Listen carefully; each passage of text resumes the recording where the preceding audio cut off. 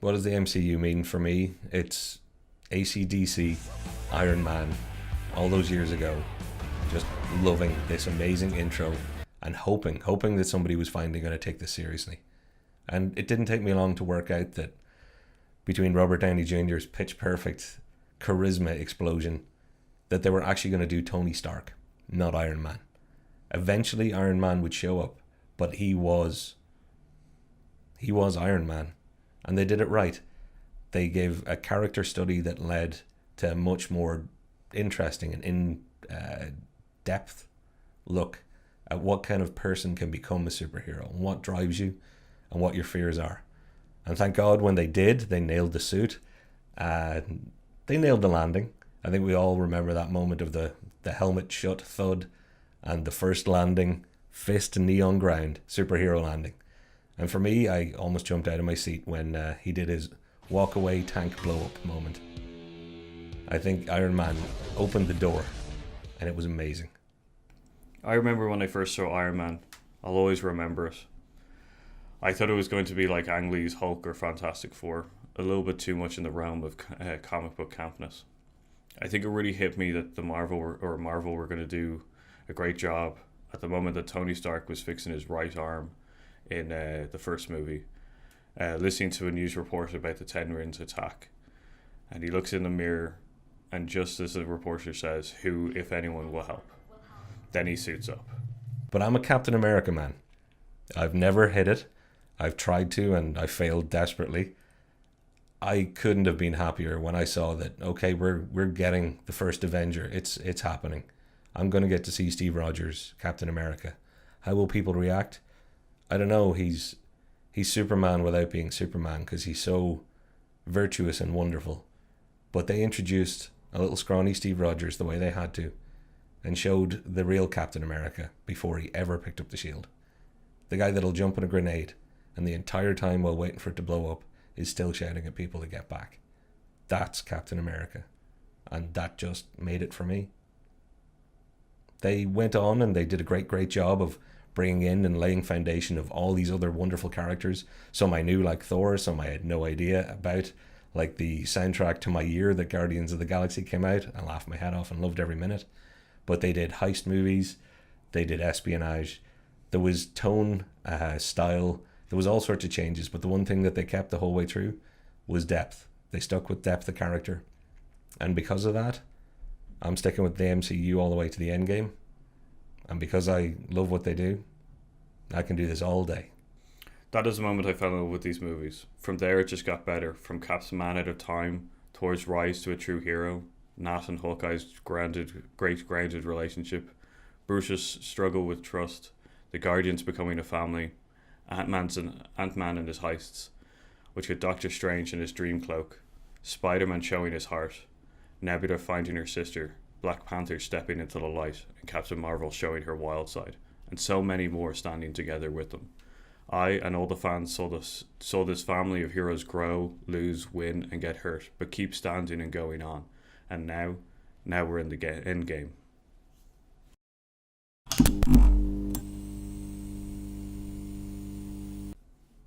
Hey, welcome to Hear Us Out. I'm Paul. And I'm Patrick. And I'm Tony Stark. And I'm Steve Rogers. Which goes, we're going to be talking about the Endgame, Avengers Endgame. Now, this will have spoilers in it, so we will be warning you a lot before you even watch the video. Yeah, actually, I'm calling this as your final warning because we would have to keep warning you the whole way through. This is your final warning. If you haven't seen the movie, don't watch this yet. Most of the planet's going to have seen the movie by the time this comes out. Excuse me, my voice went because I'm still emotional from seeing the film.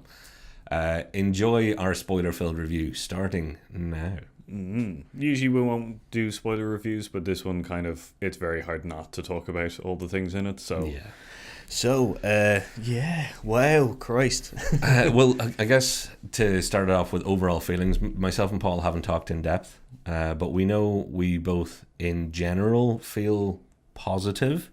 But we definitely have differences as far as the nuance goes. I think nothing major, but I'm just getting the impression that some things I'm more into or more happy with and some things you're more happy with, which is great. It's great that we've got Iron Man and Captain America We really should have had this channel going when Civil War was being made. Yeah, it would have. Because I'm Team Cap all the way. Yeah. And I think this movie, in a lot of ways, hinges around those two guys, but they're not the only thing. And I think the starting of the movie, starting nice and low key with Hawkeye, was so appropriate. Yeah, I really enjoyed gosh. that. That was such an emotional. Like it really it makes you. It makes you feel more emotionally connected to what happened. Yeah. And the fact is that one of your favorite heroes, or one of the heroes that you really like, what he went through. Yeah. Kind of thing. Which, no action set piece to start this one, no, for sure. Not at all. It was a perfect family moment with a down-to-earth hero, and it's so heartfelt, especially the moment. Yeah. Because they played it off so fucking well. And he's just missing. Yeah, and I had that moment in the theater. I don't know what... we saw it separately, myself and Paul. Midnight showing over here. Very, very nice. I had a theater full of people that I was really glad were there, because there was obviously a mix of people who were really into it, but also some that were a little bit newer to the franchise, I got the feeling. And as they had obviously watched, and they, or they knew what was going on. Mm-hmm. But as the first dusting happened, as Hawkeye turns and sees the dust from his daughter, somebody audibly gasped, and it just emotionally helped ramp the whole room up together. Yeah, it definitely was. Like it was. I can't imagine if that film had started with an action set piece, it being the same film. So no, I don't think you perfect. could have, because the only one that I think of that you could do is either an action moment within the fight that they had in Infinity War, showing it something else. Yeah. Or that was important, or having them fighting Thanos after the fact. Yeah. But you couldn't have that either. It's a great moment it really emotionally grabs you, especially since we've had a year. Yeah, I actually don't know exactly how long it's been, but it's been essentially a year and a bit, maybe, or just less than a year between the two. So between Infinity War and Endgame. So because we had Captain Marvel in the middle. If anybody doesn't know what we're talking about at any stage, sorry. For this one, there's no point in trying to give a recap or get up to speed, because we'd have about 30 to 40 characters to do that with. Yeah. So suffice it to say, in Infinity War, the big bad guy Thanos snapped half of existence out of existence, and this film picks up perfectly, showing the impact of that on a single person. Yeah. So that really, really drove it home, which the end of Infinity War had the grand, horrible feeling, with everybody looking sad together. It was great to have one man in a field look sad on his own. Yeah, especially since at the offset of Civil War, he takes the deal. Yeah, and because he loves his family and everything like that. So it's that moment. He'd been out of the frame for a little while too. Is so it Civil War? Yeah, it is Civil War. That after Civil War, he gets the Sokovia Accords. I think the next, and we're not going to go through the film scene by scene, but the next big reveal to us is that Tony Stark is on the Benatar with Nebula. So it's what happened to them next. Yeah. And there's a little heartfelt moment where they're playing the table flick football, and they did a great job of introducing the situation of this odd couple. Yeah. Which was incredibly competitive versus our charismatic fun guy kind of thing. So yeah, it was an interesting dynamic, especially since I felt like it was a real kind of father moment in a weird way again, because they're just playing that American football game. We have the piece of card and you flick it and people do through the uprights. They do that, yeah, kind of thing, which is great. That's a great moment because they keep doing it, and then he's just like, you won, well done, and she's just like, I would like to play again, and kind of thing. It sets them up nicely because it moves you into space nicely. Also, it reminds everybody that this didn't just happen on Earth. This is universal, and it was because they were isolated and floating around in space on their own. They had Jeremy Renner's Hawkeye in a field on his own after this. Yeah. And they had these two trapped in a tin can in space. Yeah, but I think that football moment also sets up after Tony Stark does his message to Pepper. Yeah. When he sits down or lies down on the ground, she picks him up and puts him in this chair and stuff. And it's a real kind of they know that they're in this together. Yeah. Like, she might not have to eat and drink as much as him, but she understands. And it's setting that metaphor that everybody that's left is in it together. And everybody has had this conversation at least once, if they're into all this. Was Thanos completely wrong in all his thinking? Well, one of the kind of indicators in all this is, Thanos is what an asshole. But talk about bringing people together. It's a weird, like, I'm not doing a Captain America on this and trying to find the bright side, the whales in the Hudson, but I'm definitely saying that they didn't shy away from the idea that this has now brought what's left together as a group who are all mourning together. Yes. Not as a benefit. I'm not saying that was Thanos' intent, but it was played out well, I think. No, I think it's played well in the fact that, like, it's weird because he like it. He says that it's going to give everybody, like, like, together and make them feel good about, like, a paradise and a grateful universe and stuff. But it does bring them together in such a different way. And the fact is that they feel a drive to win. Yeah, and to get back. Eventually he realizes that error and he verbalizes that, I had the right idea but the wrong execution, because you did all come together, but you all came together in sadness. Now, he didn't say it that way. He was looking at it from another point of view. Yeah. But the film did play that theme nicely in, which is where my favourite lady, she was a miss when I knew her, and she became a captain and showed up on screen at last this year. When Carol Danvers shows up like Tinkerbell outside the spaceship, glowing like a fairy, I was like, yes. They're introducing her early. They're getting on with this. They're doing it right. Mm-hmm. How did you feel when she showed up? Was there fine? It was a really good. I kind of guessed that was going to happen. Like, she was the one. It was her or somebody Guardians adjacent that we'd met, because they were the only cosmic people. Yeah, kind of thing. So I wasn't too hurt about that. I was glad that they introduced her early as well. But I think we've seen Tony Stark, like, starved and dehydrated and everything, and then brought back to Earth, and he meets the team and stuff like that. It's kind of like it's such a heartfelt moment because he is so defeated. Yeah, like he's broken. He's way more defeated than any of the other ones. Yeah, pretty much. Like, all the other ones are like, we got to move on, we got to find this guy, we got to try and get him back. But he's just like, we lost. Yeah, his isn't just guilt. Thor is expressing the guilt for not doing more. Tony is expressing the defeat of a beaten man. Yeah, and also, like, the defeat of not, as in, like, the whole thing about we lost. You said we would lose together, and we didn't. You were nowhere to be seen. Yeah, which I actually, and that's one of the things they were running the risk of making Stark just seem like a dick, because he wasn't with you, Tony, but he was here losing everybody else, fighting. He was actually fighting face to face with Thanos as the snap happened. Yeah. And I think they pulled it back nicely as it all went on, because, as you say, it was the broken man, it was the defeated man talking. Because he specifically says that, but then he says, I lost the kid. Yeah, like it's verging on the border of being a dick, and then pulls it back because you figure he's like, I lost a kid, and you're just like, oh, this is one of the reasons why he's so defeated in the fact that he lost Peter Parker. Yeah, and he's had all of the MCU evolution to have that build up to feeling like he's the one that has to save everyone. He has I have to be the one to save you all. So Thor felt like he'd messed up and he was depressed because he felt he'd lost. Mm-hmm. Tony felt that he'd failed. Yeah, his purpose in life was now just gone forever. So, but then we move on to which goes the Thanos part. Yeah, first Thanos part. So that was an interesting. How did you feel about we're skipping straight to Thanos, and then we're gonna pretty much spoiler. We're gonna, like, we've already said that we're gonna warn people. But the fact that they lop his head off.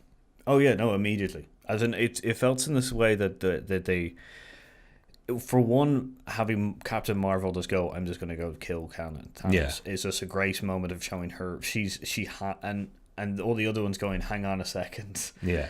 Kind of thing. And then Thor doing his whole hammer and liking her thing. it felt like, oh, she has been outside this whole thing for quite a while thing. Yeah. I didn't like her constantly showing off about it. It's like, oh yeah, I have a big universe to fucking protect and stuff. I don't think that was so much shown. I thought that was very appropriate because the question was, where are you? And I think Rhodey was being a bit meh, but like, where the hell were you all this time had to be explained to everybody. No, yeah. And I think her going, you guys are dealing with here. Like, there's a massive universe that I'm involved in. I see. It was all that, but until she said, I was just like, that's a bit much. Like, because the Nova Corps are around as well, and the Guardians of the Galaxy, and there's so many. There has to be so many other elements. But it was the time when she goes, not everybody had the Avengers. Exactly. That was the part that won me back in that part. Right. But I was just like, why? We already know that there's so many. We know that the Nova Corps exists. I think it was explaining to Rhodey, and he was acting as an audience surrogate to go, this is why she's not hanging around Earth, because she's not an Earth-based hero. I know, but I think it would have been better if they just, instead of going, I was like in the universe, if she just had said, not everyone has the Avengers. Yeah, I think that would have been a better way of explaining it. Not for me. But and again, this is one of those times where we're going to end up getting to those points where we just feel completely differently about it.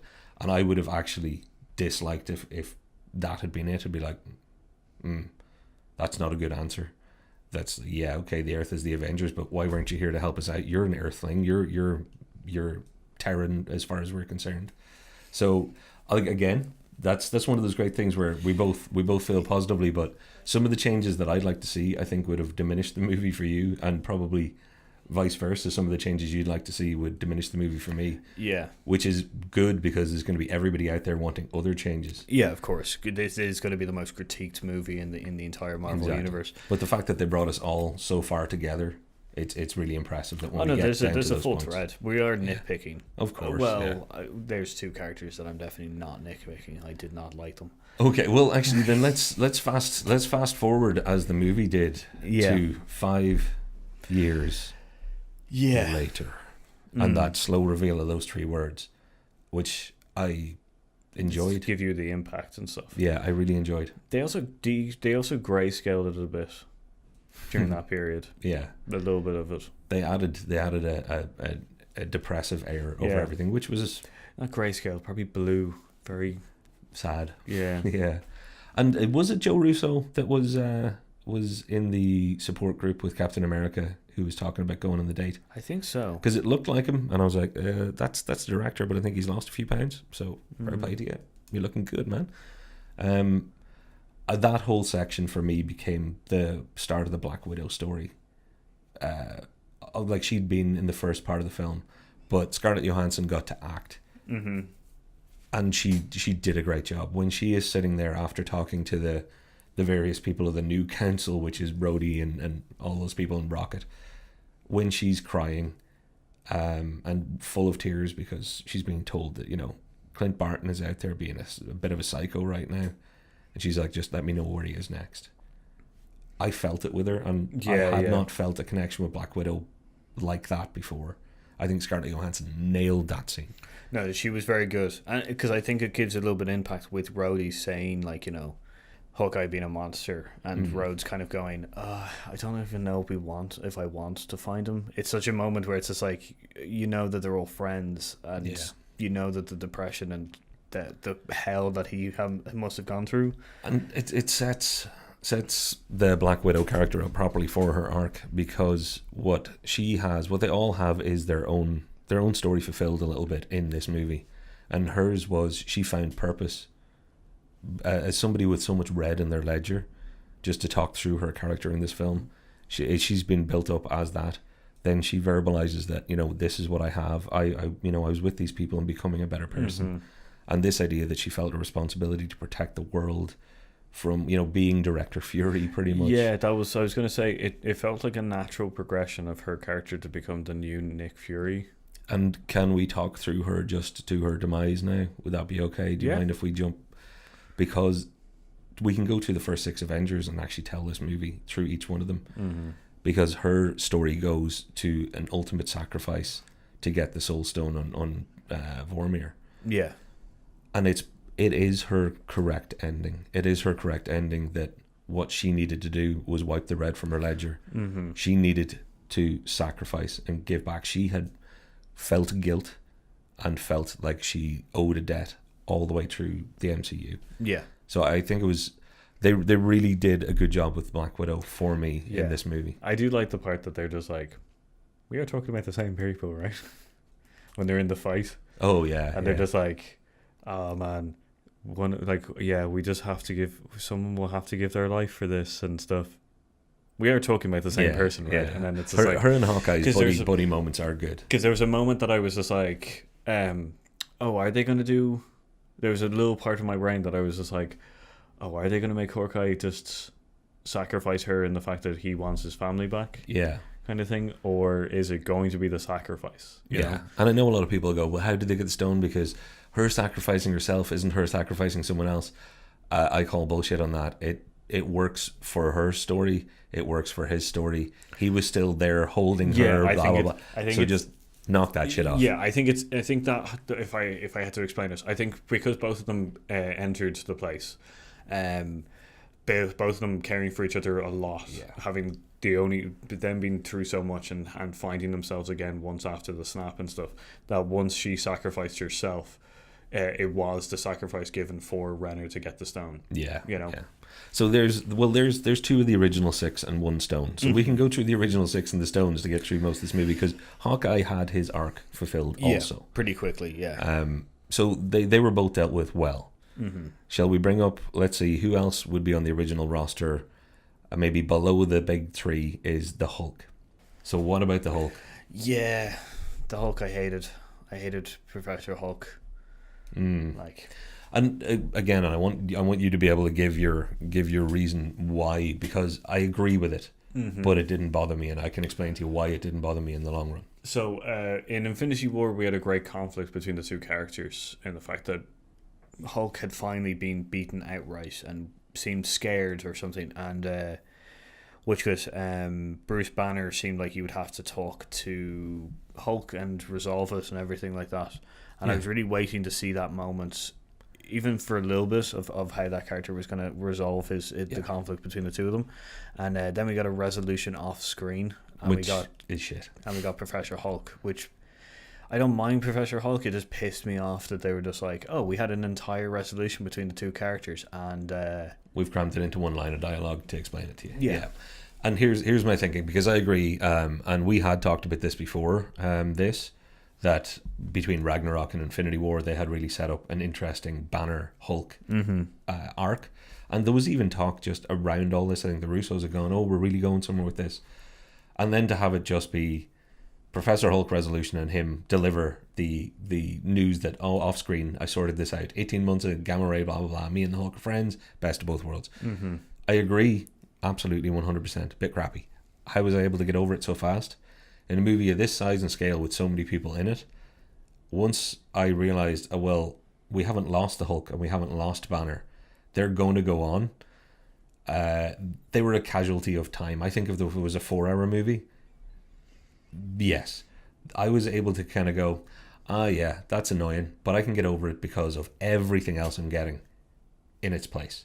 Because you could I pick something else to completely sacrifice and go, we could have given more time to the Hulk Banner? There's maybe 1 or 2 things I could pick. yeah, It's a casualty of war for me. yeah. See, I don't buy that, because now it just feels like in Infinity War the reason they didn't have the Hulk is because they just couldn't deal with his power level. That's what it feels like now, because like with it having a proper resolution in Endgame, it makes sense in the fact that they're having a proper conflict. With them not having a proper resolution, it feels like the only reason they did that was so that they didn't have the Hulk on screen fighting Thanos at a really good power level. That's what it felt like to me. And the reason it didn't feel like that to me is because, again, they did end it. They ended it off screen. Like they took care of the arc. I agree that they did it poorly by doing it quickly and off screen. But again, I'm being pragmatic about it to go, yeah, not cool that you did that, but you did that probably for the reasons that we got the whole rest of this film. I think there's no way that there weren't going to be things that were going to be niggly, and that's why I was able to take the things that I was disappointed by and completely turn them into, okay, and let's move on because we've got all the rest of this going on. Yeah, it's just the kind of like I'd be able to get over it if I felt like Hulk had a bigger part to play in the movie, though, because he really doesn't. I understand that. Like it's letdown after letdown with that character, and the fact that the only useful thing he does is one snap, and it's just because it seems like he's the biggest guy there. He's the biggest gun in that room who's not drunk at the time. Yeah, Kind of thing. It just feels bad, and the fact that like completely agree they didn't deal with it brilliantly. Because if they did something later on, maybe with the character, because there's a moment when they go back in time and they meet the Ancient One and Bruce Banner and she pushes Bruce Banner out of the Hulk, and I was just like, now's the time. Well, I was just like, this is a really good moment because without Banner and his control, you could have like Ultimate Rage Hulk and him completely going mental, and then they just have him asleep, and I'm just like, go fuck yourselves. If you're not doing anything with the Green Giants, fuck off. Like I'm not using this spoiler as the word spoiler as an actual warning because you've already been warned, but if I was in a spoiler territory, I'd be like, because the next character we're going to talk about is Thor, and it's the same reason for Thor. Hulk survives, so does Banner. Thor survives. They're both going to be able to have more story. So I was able to give up.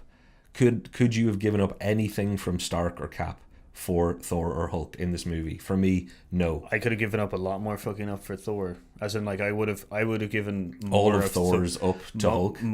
Like, I would have given a large amount more off Thor's storyline to Hulk. To Hulk's resolution. Can't argue with that, but I'm kind of thinking they were trying to do the original 6, blah blah blah. But anyway, to agree, because I do agree, I don't disagree. But to say the only difference there is, I guess, I was able to ignore it or move on from it quite quickly. Yeah, no, I wasn't able to at all. So it ruined the film for you. No, it ruined that character. It ruined my trust in that character, and the fact that we had a rocky start with Ed Norton's Incredible Hulk, and then we had it steadily getting better and better, and then it seemed like they found a really good setting within Ragnarok.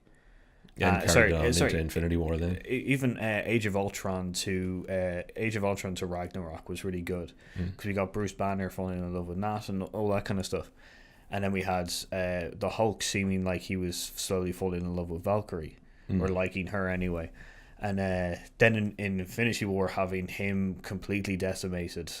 Or the Hulk completely decimated, and we getting a Bruce Banner film, which I was perfectly happy with, perfectly loving seeing that, to not getting a resolution and not getting some kind of really good play from that character. I love Hulk. He's like my second favorite character. If they try to do a movie now, I'm going to be fucking pissing all over that film first. I'm going to be like nitpicking everything. We're into unforgivable territory. Yeah. Okay, so it definitely has affected the movie for you. There's no two ways about it. Oh, that's a shame. As in, like, it just, every time they had, like, Hulk on screen, I was just like, go fuck yourselves. Like, the part where they go back in time and they're just like, you have to smash stuff, and he's, like, dotting around the place and throws that motorcycle. I was like, go fuck yourselves. Like, it might get lost in the edit anyway, but we might have to go back and edit out me going, I think myself and Paul were both positive about the movie in the same way. No, I loved the film. If I felt that way about anything, I wouldn't be able to give a film that, in, I can give them the film top marks because it still works around a lot of the stuff that I really, really enjoyed. As in, they did enough within the entire film to make me forget. Okay. But anytime there was a moment where specifically him on screen, I was just like, I'm checking out. All right. Oh, because I was able to stay involved and forgive a lot of things, because that's the other thing. There's an awful lot to forgive in this film. If you want to pick on it, and you really can pick on it, there's an awful lot that you could get very, very picky. Now, that's not picky. That's a bit bigger than picky. But there is an awful lot. Yeah, no, I get your point. And I very much, for the greater good, for the bigger thing, it was washing off me. Usually these things don't. So they did enough right for me that I was able to very much gloss over. And I think we should probably, before moving on to Thor, can we nip into Nebula, because this is one other thing that we did briefly talk about. Nebula moving back in time, 2 nebulas, and all of a sudden there's Nebula Wi-Fi. Yeah. And again, Paul nails things all the time, and I'm like, it's a very, very good point. There was no setup that she ever had. No. Yeah. was on a quantum network through space or a cosmic network or anything. Yeah, like we were discussing it and going like, even in Infinity War or in Guardians of the Galaxy or something where they just went, her processor is based on a quantum processor or something like that, and then later on going, oh, we seem to be getting some kind of interference with her quantum network. Yeah. You can you can just throw bullshit words at it. This is the same impasse as a moment ago, though. The why I go one direction and you go the other direction around the tree. It bothered you up to the point that not bothered you. It bothered both of us for an instant, but you're like, they should have dealt with it. And I'm like, it was a great plot device to have her be connected. If they only come up with it the day of shooting, I would have been like, keep it in. Doesn't matter that you didn't set it up at all. You can't set everything up. The fact that they didn't set it up doesn't mean that it couldn't be the case. No. So I was like, yeah, whatever. No, I was the same. I was just like, that's fine. Like, I'm grand with but even like cybernetic. Even the idea that they kept physically jacking into her in every film completely undermines it. But again, I'm like, it's a brilliant plot device actually right now to have the two of them connected. So I'm like, these are clever, you get away, free pass. Yeah. I think, as I said to you first, I'll allow it. Yeah.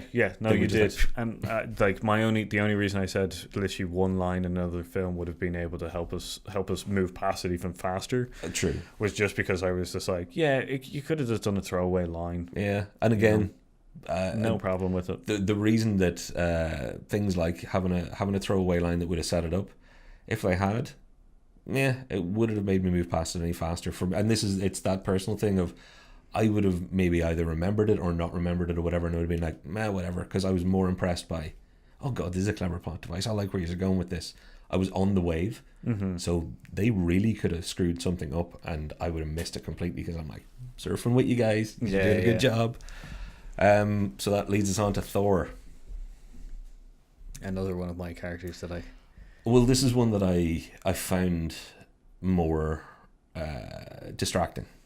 I was able to move on from the Hulk thing and get on with the rest of the story. The Thor thing, much more distracting. Yeah, definitely. We're talking about Thor now because I think that his story could have given more space away towards Hulk. Yeah. And I think that's a very fair point. Do you know what, realistically, Paul, when I asked you a few minutes ago or previously about what would you give over to Hulk, I think I should have thought harder before I said that, because you're right.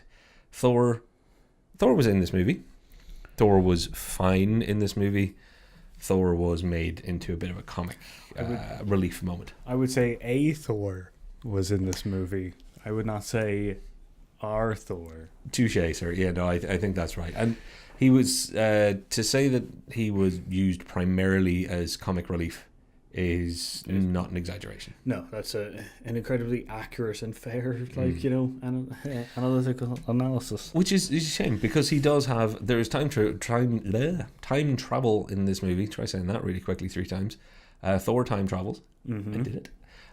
But he goes back when they're going to pick up something from Natalie Portman, who I don't think had to reshoot anything. I think it was all reused footage. Yeah, I don't know. It's hard to tell. Because she was at the premiere, and she was in the credits. Yeah. So there were people who weren't even in the movie, I think, though, that might have been in the credits. I weirdly felt. I don't know. But again, cutting room floor. Anyway, Thor goes to Asgard back when his mother was still alive, and they do meet, and it is very good. I've said this a few times off camera. What the hell happened? Rene Russo was great. Where was that when she needed it? The last time she was doing this job of Thor's mother, which was Thor 2. Yeah. It was night and day. Like, she was great. She was perfect and lent some real gravitas to a moment with a character that was being comic relief up until that point. Yeah, like the level of comic. I'll go back to the mother thing, but the level of comic relief that Thor was giving us, since we've already said it, spoilers. He's fat in this one. Like, he's really let himself go because of the guilt he feels from not being able to stop Thanos, and like from the reveal.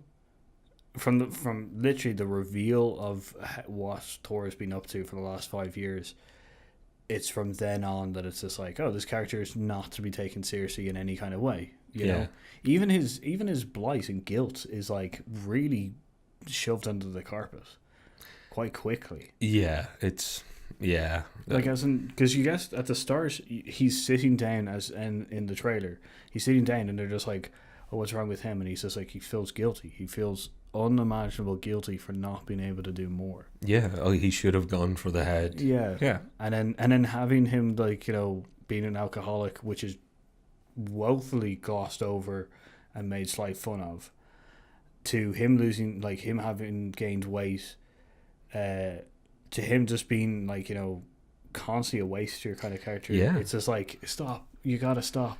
The thing is, it was fine if it had been done sparingly, and if they were like, oh, okay, here's the angle, and then moved on and, you know, made use of, because they tried, like, with the Thor talking to his mom, they tried character development, but there was so little of it because they spent so much time making Big Lebowski jokes. Yeah, see, that's the thing is, the conversation with his mother is so heartfelt and so great that it's just a drop in an ocean that you know, which is real bad, and then to have even that island within that ocean to be suddenly, like, you know, slightly flooded with the joke. Oh, the eat a salad. Yeah, it's just like, you gotta stop. Like, I guess though I am looking at this all wrong, because finally now I have an Avenger I can identify with on screen. Because his physique, if I could grow this beard that little bit longer and if I let my hair grow out, I'm pretty sure I could cosplay Fat Thor at some stage. Now I'm like, I could never do Thor, because I can't get up in the middle of the night, you know, eat protein shakes and you know, bench 200 pounds. But I'm pretty sure I can get in Fat Thor shape now. Maybe some platform shoes. I'm still short. See, I think you'd be good as Bruce Banner. Oh, like Professor Hulk or just Bruce? No, Bruce Banner. Oh, well, I can wear a cardigan. You know? He seems to be happy with a loose-fitting cardigan quite often. And a pencil. This is a pencil. Anyway, we're now thinking of cosplays that we could possibly do.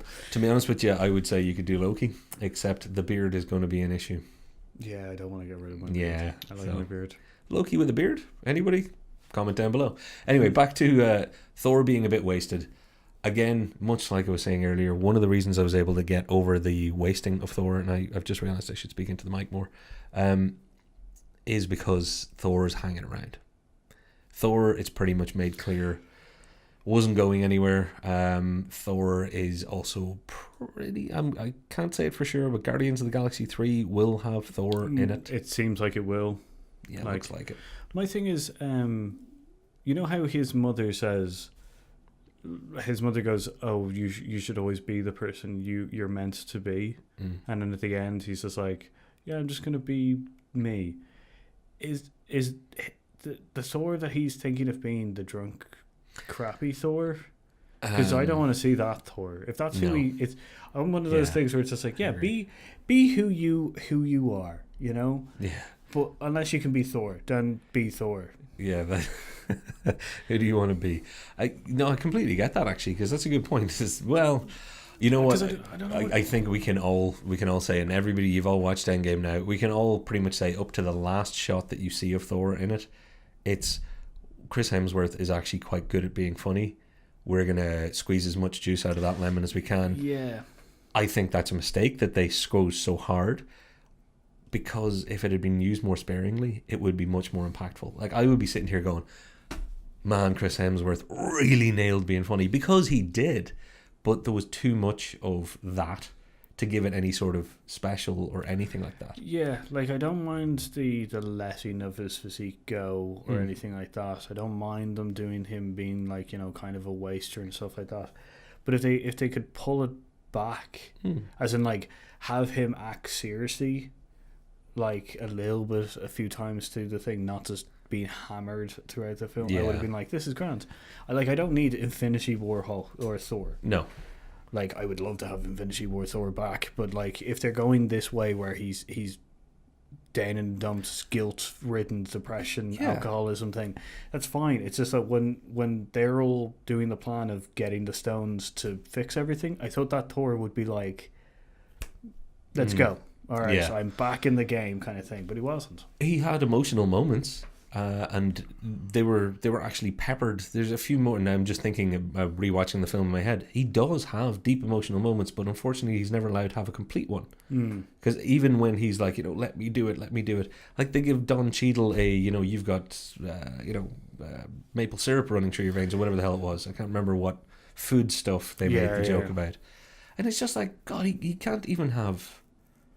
Like he can't even have the any teary moment of, look, I'm a mess, I really need this, without them going, well, if he's not going to make a joke about it, we better get somebody in the room to make a joke about it. It's like, oh shit. I do like how they did finally the elephant in the room when he leaves, when he puts his hand out.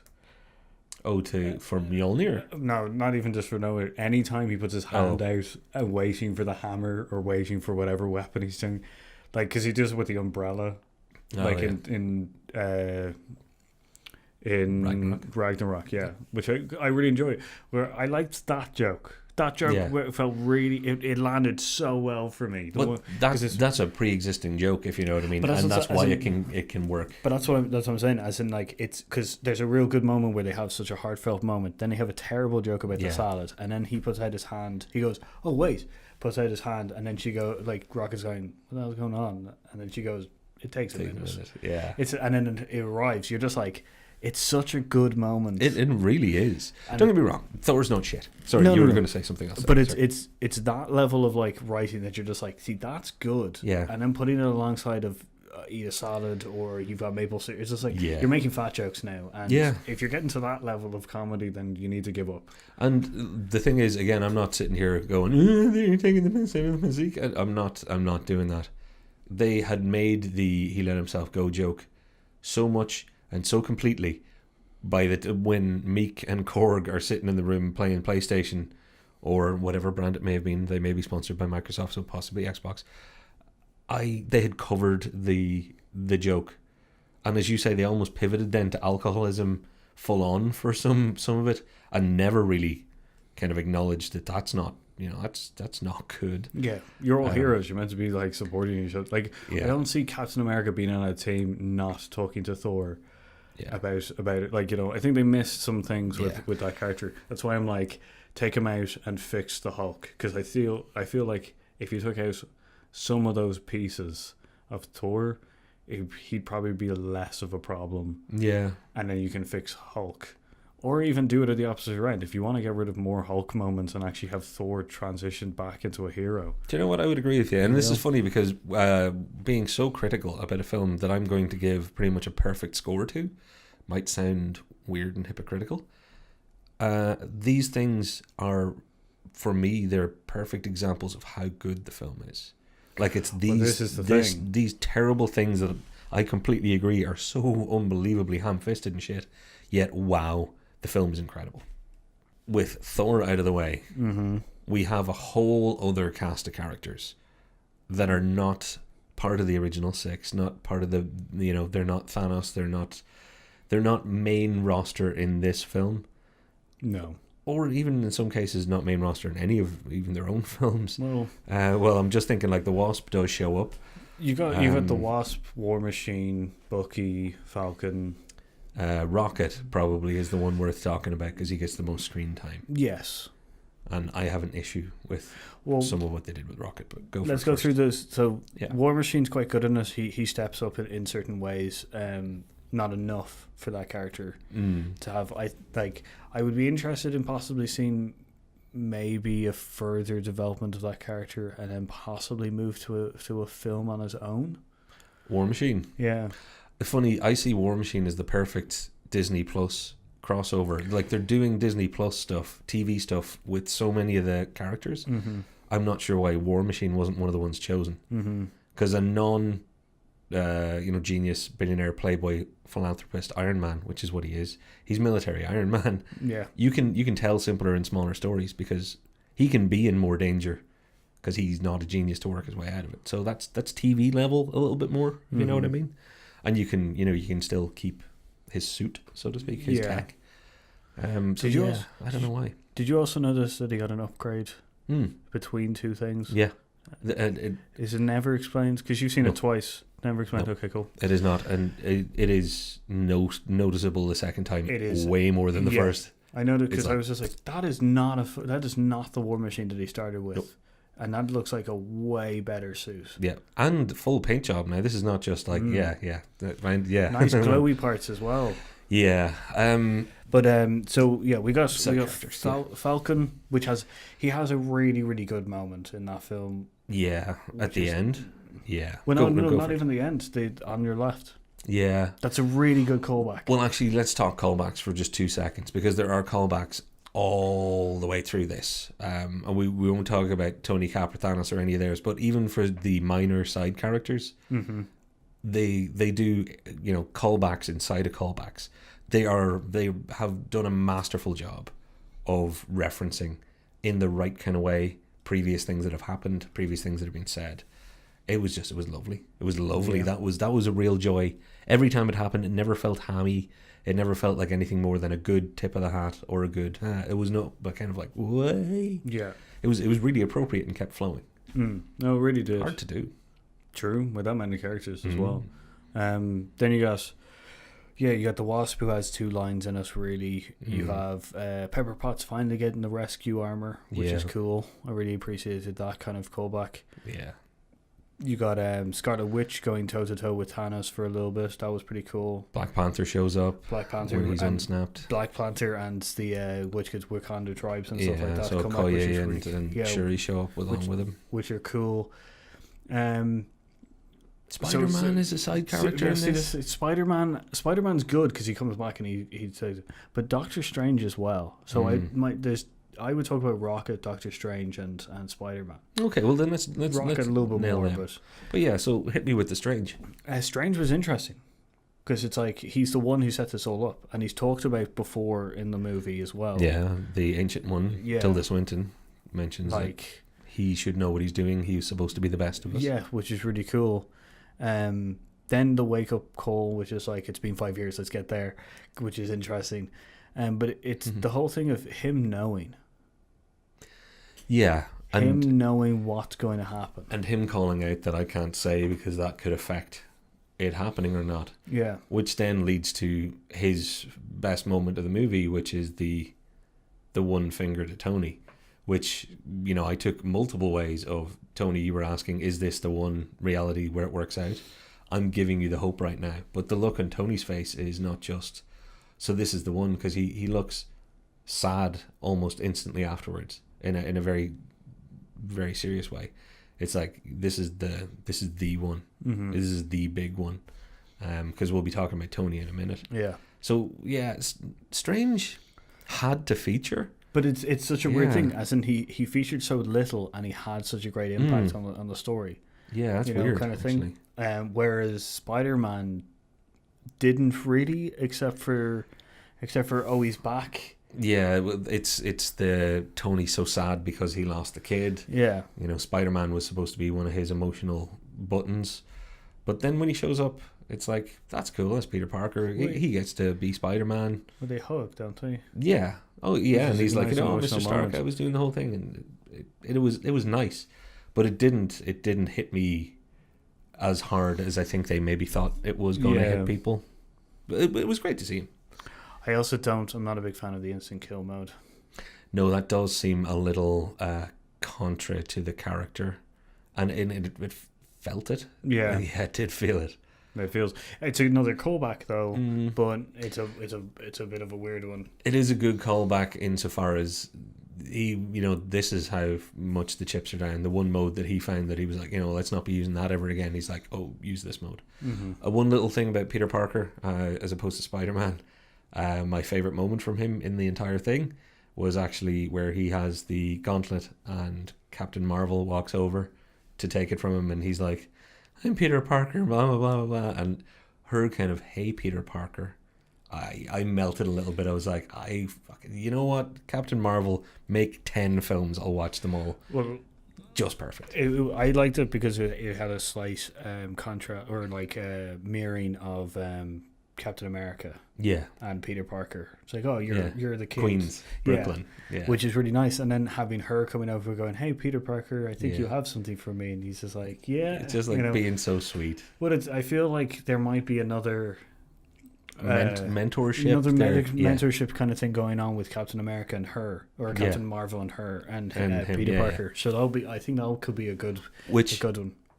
If you could write a strongly worded letter to Feige and co. and get them to do that, I'd really be very happy. Oh yeah, Because that would make little me very happy. I would very much like Peter Parker's new mentor to be Carol Danvers, please.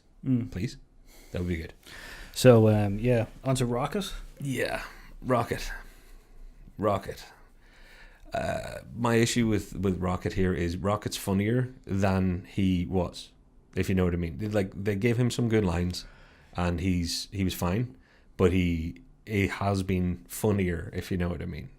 Previously, As in he wasn't funnier. He wasn't as funny as he has been in the past. yes, this wasn't maximum quip Rocket. See, But- yeah. And that's why it's a two-part, and that's why I want to blow it out there. And I would be happy with that if they hadn't lost the other thing that he was, which was, and I've always really liked the Rocket character for his hurt, there ain't no thing like me but me. I didn't ask to be made. All those, like, when I think of Rocket, I think of this lonely, confused, angry little man who is now, in thanks to the snapping, is even more alone. Like, he can't share the idea that, half of his race are gone, because he doesn't have a race. He doesn't have anything in common with anybody ever. There was no emotion for Rocket in this. There was no emotion. When he saw Groot, there wasn't enough of a reconnect with Groot. They didn't give him any moment at any point to be emotional Rocket. And that it felt hollow. It felt really hollow. Though you obviously disagree, which is good. No. Oh, sorry. I disagree in the fact that he's been funnier. He's been funnier in a different way. As in, he's more that character that's like stupid, kind of like that. He's that kind of character where he slags you a lot more. And in this, he didn't. No. Which is off kilter. But also my slight disagreement of the lone part, which I think they slightly fixed in Guardians of the Galaxy 2 and in Infinity War.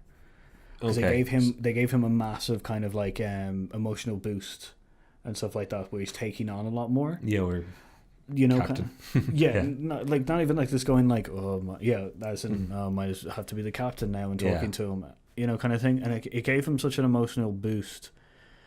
Where in Guardians of the Galaxy 2, he's accepted the fact that these are his family. But he's in that movie, he was always like pushing them away because he didn't want to let them in, and then eventually lets them in. And the time with Yondu in that film, like, that helped develop that massively. I agree, but so my thing is that when the snap happens, to essentially be thrown back after all that emotional development, to be thrown back to where he was at the start of Guardians 1. Yes.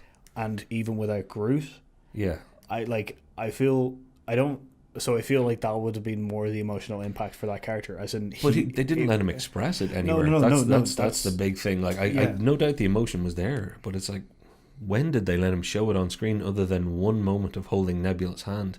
It's like he needed with the amount of screen time Rocket had compared to a lot of these other, lower down the ranks characters, they didn't really give him expressive moments. No, not at all. That was such a shame. Which is, as I said, the alone moments that he's had in the past to then be removed, and him having a family to then go back to the alone part. I'm like, you gotta be kidding me that this character would not be tearing at the walls about trying to get them back. And to have him in such a way. Like, the only moments that kind of really kicked me was when he smacks Thor and tries to get him back in line. Yeah, we've all lost family. Kind of thing, which is like one moment that I was just like, and then it just turns around and I'm like, son of a bitch. They needed more. They did again, and I think it comes back to the Thor thing. They didn't seem to be comfortable when there was any comedy around to leave emotion there. They would always do emotion, comedy. It was just like someone farted in the room, and you could just go, no one talk about it, and then someone has to go, no, someone farted. The fat in here? So realistically, we've talked about, Peter Quill shows up and there's a lot of stuff to do with Gamora and time travel, and I don't think there's They gloss over it too quickly. yeah, and that's why I don't think there's a lot to be gained, because they didn't feel like there was a lot to be gained. Which I understand they had to move the story along. God, I really sound like I'm bagging on a film that I absolutely adore and love and think is one of the best films ever made. It's so weird. I think it's because we like it so much that we're being hypercritical towards us and probably. nitpicking. Like, as you were saying, a lot of the stuff you can forgive because it is such a good film. Yeah, And and they it were is- trying to achieve so much. And it is based around two characters a little bit more than the rest of them, Yeah, kind of thing. So we can understand, like, that. We can understand the fact that it's like, if you get those two main points really, really nailed down with everybody else semi-good, then that's a win. you can Yeah. well off, like, it's a great balancing act, because this is the first Avengers film that has so much more people in it, Oh God, yeah. and it has everybody in it, and it has so much more story arcing with the time travel stuff. Yes. Because not only do you have everybody in this film, you also then have a few people again because Yeah. of the time travel in this. Well, that was the original note I sent myself after seeing it, was to have a film with 30 plus main characters and then take on time travel. To not have that be a mess is amazing. To actually turn all of that plus time travel in multiple places, multiple times, multiple locations with multiple different teams, that's a miracle. It's It not is. just amazing, it's miraculous. And I think one of the gluing parts, one of the connecting parts that did that so well, which you were talking about as well, which we actually forgot, Scott Lang. Jesus, we nearly did, because this is the one of the few things that we have actually talked about at length. There's no excuse to make a bad Ant-Man film when you see how good Scott Lang was in this. A revelation for me. It was just, he was the glue. Great way of putting it. He was brilliant, absolutely brilliant. Perfect foil for everything that was going on. Yeah, like, because Wonderful. he's such a good emotional start to when he comes back to finding out that it's been 5 years later. For him, it's 5 hours. Yeah, Him finding his name on the people who are missing, yeah. to finding out that Cassidy, his daughter, is Yeah, 5 years she's older. still alive. Kind of thing. And it's like, even the part where the kid, he's like, hey, what happened to your kid? And the kid looks back at him, Yeah, and like him knowing that something terrible has happened within the moments that kid looked at him, it's crazy. to then move on to be like, time heist. Yes, and again, all credit to Paul Rudd. Genuinely, all credit to Paul Rudd. He pulled off the emotional beats, like you say, going back and finding, when Cassie comes to the door and sees him, there's a part there where he has to get that right. If he doesn't nail that emotion, you're not buying that character from then on out. Nails it. And as you say, when it gets to delivering the time heist line, pitch perfect. If I was to give anybody the highest mark out of the entire movie, it would be him. Like, I would give him the highest marks in best, like, I don't know, character, like, Pulling it off. like, yeah, like, as in having two mediocre films. Yeah. Not his fault. You have to assume not now. Yeah, because he's so good in Civil War, Yes. and then to have him in which goes this in Endgame, and being so good, it's like he's the Thor I wish I had. As in, I he's understand. emotionally good and funny, Yeah. kind of thing. He's the Thor we did have for a while. Yeah, that's the thing. Yeah. So Then we're on to the meat and the sandwich. Before Totally. we talk about the big two, we've got Thanos. We've got the big bad, the angry grape, the grimace himself, whatever you want to call that big purple toenail. They kill him early, which I thought was great, because he's coming back. they kill their version. They kill future Thanos. Yeah, and thanks to time travel, they kill a Thanos, and there is the past Thanos that becomes the now clear and present danger Thanos. He is so much more aggressive, and he's so much more malicious in this one. Oh, completely. Like, He's a dick. There's no kind of he was doing this for reasons that they turned him mean. Because that's Guardians of the Galaxy, Thanos. Oh yeah. So like that's well back. Mm. So how much just out of curiosity, how much character development did that character have off screen that got him from that Thanos to the Thanos that we From got? Infinity War, yeah. Because he is like in Infinity War. I'm as you know, I'm fully like I completely understand that character. Like I understand that character. The method in which he's doing it is horrible. But you'll put up some defense for him. Let's Yes. just put it that way. And I completely understand and agree with up to a point. This guy, No, fuck him. well, this guy is going, oh, I'm just really looking forward to blowing your planet apart and making everybody suffer. Yeah, I'm going to enjoy this. You what? Yeah. You've become just, mean. it's weird. It's a weird weird. turnaround in the character because like. If you have the moment where he's just like, yeah, I've never made this personal, but this time I will, you're just like, oh, go fuck yourself, mate. And as you point out, because of time travel, he grew to not want to make it personal, but now older him, as it turns out, was an absolute dick. Because the guy who's an ass is older is Thanos from the past. So you're right, what happened? What happened from the Thanos who's an ass to the Infinity War Thanos to mellow him out to the point of, oh yeah, I'm doing this because I have to and I don't want to be an ass about it. It's like, well, you used to want to be an ass about it. Yeah. It's just like, wow. Did someone sit him down? Like, I don't, it's so weird. It's so weird as a character development that you're just like, what happened? Do you know what it is? It was Ronan the Accuser. Took him aside and was like, Thanos, buddy, come on. Quit being a dick. Or is it that he saw Ronan being such a dick that he was just like, wait a minute. Oh, yeah, no. Is that... It's not going to work out. Jeez, I already have this thing on my chin. Like, I look like I've been eaten from the garbage disposal. It was so weird and so much more like, well, fuck that character. Do you not give a shit now? Because, like, the speech that he has, which is, the thing I did wrong, was having everybody... The fact that you guys can remember. And you're just like, yeah, that would have been if you had clicked your fingers and as part of that caveat of getting rid of half of people, making the other half forget them, you would have probably been fine. Yeah.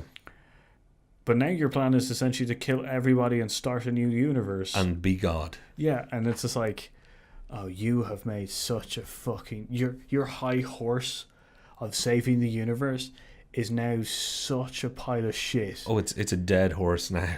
Because, like, yeah, that's exactly it. He was coming from that virtuous stance of, I don't want to rule.